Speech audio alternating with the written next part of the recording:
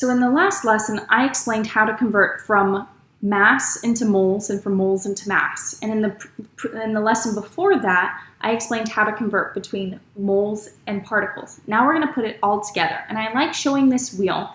You're not going to be given this on a quiz or test, but it is a nice graphic for you to really understand how to convert. So ultimately what this is showing you is that moles are your central unit. So I can go from moles into grams pretty easily. We did that last time using molar mass. I can go from moles into particles using my Avogadro's number. However, I cannot go directly into grams, from grams into particles. Instead, what I'm going to have to do is I have to go from grams first into moles, then from moles into particles.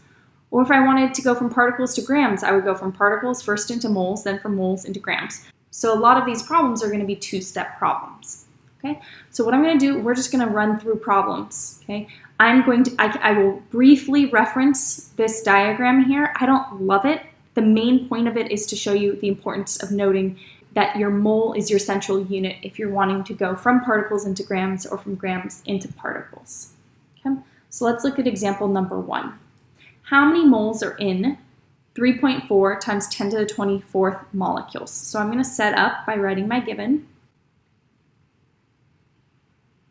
Okay. I'm going to get out of molecules by putting it on bottom. Okay. And if you notice, I can go directly from particles into moles, and it'll just be one step. So I'm going to do that right now. Okay, so I'm going to put moles on top. What's the relationship between moles and molecules? Well, Avogadro's number. 1 mole is 6.02 times 10 to the 23rd molecules. So I need to take my given, which is 3.4 times 10 to the 24th, and I need to divide it by 6.02 times 10 to the 23rd. Now keep in mind you want to keep the 6.02 times 10 to the 23rd in parentheses when you divide. And the value that I get unrounded is 5.6478 moles. Okay.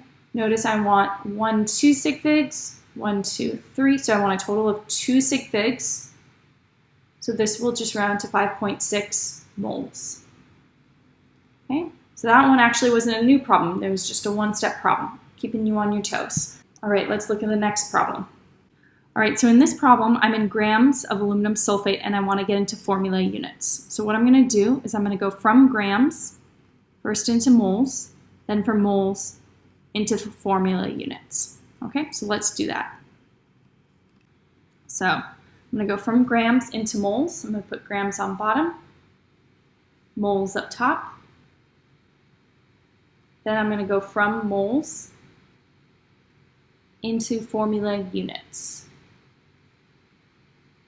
Okay. In order to go from grams into moles, I need to determine the molar mass of aluminum sulfate. And to do that, I need to know the formula of aluminum sulfate. So I'm going to have to cross charges. Aluminum's 3+, sulfate is 2-. So the formula for this compound is Al2 in parentheses SO4 3. Okay, so I am just going to explain in words how I find my molar mass. I'm not going to write it out. So aluminum has a molar mass of 26.982. I'm going to multiply that by 2. Then I'm going to add to that the molar mass of sulfur, which is 32.066 times 3. So I have 3 sulfurs. And then I'm going to add to that the molar mass of oxygen, which is 15.999, and multiply that by 12 because I have 12 oxygens. And the molar mass that I get for aluminum sulfate is 342.15 grams per mole. Okay, so that value is going to go on bottom, 342.15 grams for every 1 mole. Then for the formula unit mole relationship, that is Avogadro's number. So 1 mole is 6.02 times 10 to the 23rd formula units. Okay, so I'm going to take 30. I'm going to divide by my molar mass, and then I'm going to multiply by Avogadro's number. So the value that I get for my unrounded number is 5.278 times 10 to the 22nd formula units. However, I want to have 2 sig figs from there. That has 5. That has 3, so I want 2 sig figs. So this is going to round to my final answer being 5.3 times 10 to the 22nd, and my units are formula units. Okay, let's look at the next problem. Okay. For the next one, it asks how many grams are in 1.25 times 10 to the 25th molecules of carbon dioxide.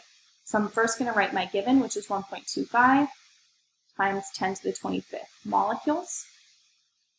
Okay. And let's go back and look at my chart in order to determine the steps I need to make. Okay. Well, I give you molecules, so you're starting over here. So I need to go from molecules into moles, then from moles into grams. So it's going to be a two-step problem again. I'm going to put molecules on bottom, and I'm going to put moles on top. I don't want to stop at moles though, because I need to get into grams. So I'm going to put moles on bottom, and I'm going to put grams up top. Okay.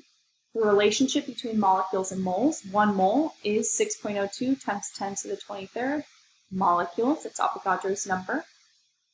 For the gram to mole relationship, however, I need to determine the molar mass of carbon dioxide. Well, carbon dioxide, the formula of it is CO2. Okay.